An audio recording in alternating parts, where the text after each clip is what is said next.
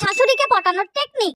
মা শুনুন, আবার আবার আমার কাছ থেকে কি চাতি আইছো? আমার পুলারে আমার কাছ থেকে কাড়িয়ে নিয়ে তোমার শান্তি হয়নি, আবার কি দরকার? আসলে মা, আমি আপনার সঙ্গে এত ঝগড়া করতাম কেন জানেন?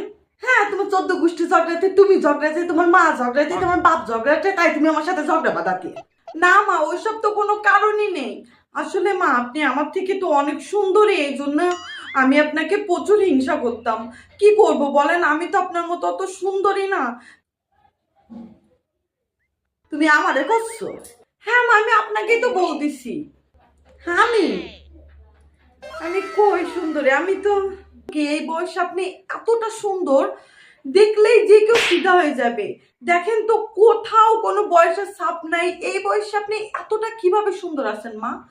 ওই যে শীতকালে একটু সরিষার তেল আর গরমের দিন একটু পাউডার মাই, তাছাড়া তো আর কিছু মাই না। ব্যাস এইটুকু।